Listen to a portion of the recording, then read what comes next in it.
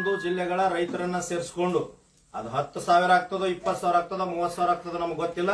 ಎಲ್ಲಿ ಹೋರಾಟ ಆಗ್ತದ ಅದು ನಮ್ಗೆ ಗೊತ್ತಿಲ್ಲ. ಪರ್ಮಿಷನ್ ಕೊಟ್ಟರು ಹೋರಾಟ ಮಾಡ್ತೀವಿ, ಪರ್ಮಿಷನ್ ಕೊಡದೇ ಇದ್ರು ಹೋರಾಟ ಮಾಡ್ತೀವಿ. ವಿದ್ಯಾರ್ಥಿಗಳ ಪರವಾಗಿ ನಮ್ಮ ಮೇಲೆ 1000 ಕೇಸ್ ಆಗ್ಲಿ ನಾವ್ ಯಾವ್ದಕ್ಕೂ ಹೆದರಂಗಿಲ್ಲ.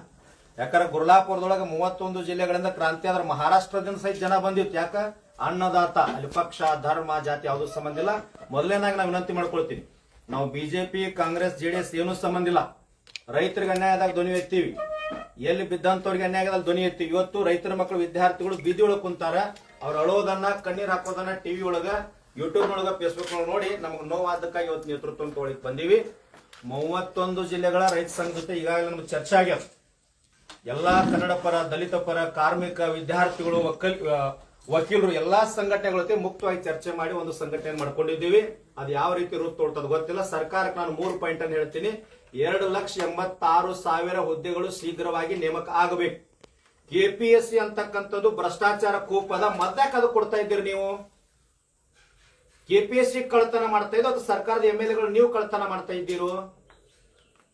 ಹಣ ಮುಟ್ಟಂಗಿಲ್ಲ ಅಂತೇಳಿ ಸಂವಿಧಾನದ ಮೇಲೆ ನ್ಯಾಯಯುತವಾಗಿ ನಾವು ಪ್ರಮಾಣ ಮಾಡ್ತೀವಿ ಅಂತೇಳಿ ನೀವು ಪ್ರಮಾಣ ವಚನ ತಗೊಂಡು ಕೆಪಿಎಸ್ಸಿ ಒಂದೊಂದು ಹುದ್ದೆಗಳಿಗೆ ಜನರಲ್ ಆಗಿ ಮಾತಾಡ್ತಿರ್ತಾರ.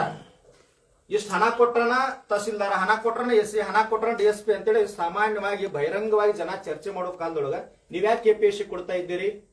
ನಮ್ದು ಒಂದು ಬೇಡಿಕೆ ಅದ, ಕೆಪಿಎಸ್ಸಿಯನ್ನ ಸಂಪೂರ್ಣ ರದ್ದು ಮಾಡಬೇಕು. ಸಿಬಿಐ ತನಿಖೆ ಕೊಟ್ಟು ಇಷ್ಟು ವರ್ಷ ಏನ್ ನೇಮಕ ಆಗಿರಲ್ಲ, ಅನ್ಯಾಯದಿಂದ ನೇಮಕ ಆಗಿದ್ರೆ ಹಣವನ್ನೆಲ್ಲ ಸಂಗ್ರಹ ಮಾಡಬೇಕು, ಸರ್ಕಾರದ ಅಕೌಂಟ್ಗೆ ತಗೋಬೇಕು. ಯಾರು ಅನ್ಯಾಯ ಮಾಡಿರ್ತಕ್ಕಂಥ ಮೆಂಬರ್, ಕೆಪಿಎಸ್ಸಿ ಮೆಂಬರ್ ಅದರಲ್ಲ, ಅವರೆಲ್ಲರ ಮೇಲೆ ಸಿಬಿಐ ತನಿಖೆ ಹಾಕಿ ಅವ್ರನ್ನ ಒಳಗಾಕಿ ಆ ಹಣವನ್ನು ಸರ್ಕಾರಕ್ಕೆ ತರಬೇಕು. ಇವತ್ತು ಕೆಪಿಎಸ್ಸಿ ಇಂಟರ್ವ್ಯೂ ಸ್ಟಾರ್ಟ್ ಆಗಿದೆ 6ನೇ ತಾರೀಕು. ಆ ಇಂಟರ್ವ್ಯೂ ಏನಾದ್ರೂ ಪ್ರಾರಂಭ ಆದ್ರೆ 16 ಲಕ್ಷ ಜನ ತಗೊಂಡು ನಾವು ಹೋರಾಟ ಮಾಡ್ಬೇಕಾಗ್ತದ. ಕೂಡಲೇ ಬಂದ್ ಆಗ್ಬೇಕು. ಸರ್ಕಾರ ಎಚ್ಚರಿಕೆ ತಗೋಬೇಕು. ಕೆಪಿಎಸ್ಸಿ ಪ್ರಧಾನ ಕಾರ್ಯದರ್ಶಿಗಳು ಏನೈತಲ್ಲ ಅದರ ಜವಾಬ್ದಾರಿಯನ್ನು ತಗೊಂಡು ಅದನ್ನ ಹಿಂದ್ ತಕೋಬೇಕು. ಇಲ್ಲಾಂದ್ರೆ ಧಾರವಾಡದೊಳಗ ಆಗ್ತದೋ, ಬೆಂಗಳೂರೊಳಗ ಆಗ್ತದೋ, ಯಾವ ಜಿಲ್ಲೆಯೊಳಗ ಯಾವ ಹೈವೇ ಬಂದ್ ಆಗ್ತದ ಗೊತ್ತಿಲ್ಲ, ಯಾವ ಜಿಲ್ಲೆ ಬಂದ್ ಮಾಡ್ತೀವಿ ಗೊತ್ತಿಲ್ಲ. 31 ಜಿಲ್ಲೆಗಳೊಳಗ ನಮ್ಮ ಸಂಘಟನೆ ಅದ. 20 ರಿಂದ 25 ಲಕ್ಷ ರೈತ ಸಂಘದ ಕಾರ್ಯಕರ್ತರ ಅದರ. ಅದ್ರ ಜೊತೆ ವಿದ್ಯಾರ್ಥಿಗಳು ಕೂಡ್ಕೊಂಡ್ರಂದ್ರ, ಕಾರ್ಮಿಕರು ಕೂಡ್ಕೊಂಡ್ರಂದ್ರ, ವಕೀಲರು ಕೂಡ್ಕೊಂಡ್ರಂದ್ರ, ವಿದ್ಯಾರ್ಥಿಗಳು, ಆಟೋ ಕಾರ್ಮಿಕರು, ಮಹಿಳಾ ಸಂಘಟನೆಯವರು, ಕನ್ನಡ ಪರ, ದಲಿತ ಪರ ಸಂಘಟನೆಯವರು ಕೂಡ್ಕೊಂಡ್ರಂದ್ರ ರಾಜ್ಯವನ್ನ ಬಂದ್ ಮಾಡ್ತಕ್ಕಂಥ ಪರಿಸ್ಥಿತಿ ಎದುರಿಸಬೇಕಾಗ್ತದ. ಪಿಡಿಒದೊಳಗ ಅನ್ಯಾಯ ಆಗ್ಯದ, ಕೆಎಸ್ ಒಳಗ ಅನ್ಯಾಯ ಆಗ್ತಾ ಇದೆ. ನಾನು ಹೇಳ್ತಾ ಇದ್ದೀನಿ ಏನಂತಂದ್ರೆ ಇದೆಲ್ಲವನ್ನು ಕೂಡ ಎನ್ಕ್ವೈರಿ ಮಾಡಬೇಕು, ಹಿಂದ್ ತಕ್ಕೋಬೇಕು, ನ್ಯಾಯ ಕೊಡಿಸ್ತಕ್ಕಂಥ ಕೆಲಸ ಆಗಬೇಕು. ಇಲ್ಲಂತಾರ ಮುಂದಿನ ದಿನಮಾನಗಳು ಯಾವ ರೀತಿ ಹೋರಾಟ ಆಗ್ತದ ಗೊತ್ತಿಲ್ಲ. ಆದ್ರ ಹೋರಾಟ ನಮ್ಮದು ಯಾವ ರೀತಿ ಇರ್ತದ ಅಂತಂದ್ರ ಸಾರ್ವಜನಿಕ ಆಸ್ತಿಯನ್ನು ಹಾಳು ಮಾಡೋದಲ್ಲ.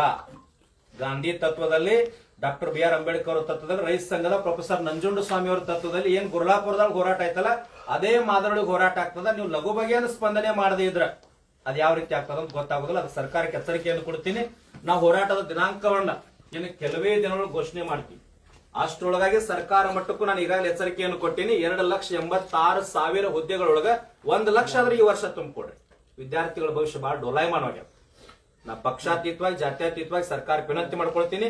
ನಮ್ಮ ರಾಜ್ಯ ಹಾಳಾಗ್ತಾ ಇದೆ. ಯಾವುದರಿಂದ? ಗ್ಯಾರಂಟಿಗಳಿಂದ. ತೆಗೀರದು, ಅದೆಲ್ಲವನ್ನ ತೆಗೀರದು. ನಮ್ಮ ಅವಶ್ಯಕತೆ ಅಲ್ಲ. ಜನ ನಾವು ದುಡಿತಾ ಇದ್ದೀವಿ, ತಿಂತಾ ಇದ್ದೀವಿ. ಜಗತ್ತಿಗೆ ಅನ್ನ ಹಾಕಿರ್ತಕ್ಕಂಥ ರೈತರ ಮಕ್ಕಳದ ಅದೆಲ್ಲ ಹಿಂದೆ ತಕ್ಕೊಡ್ರಿ.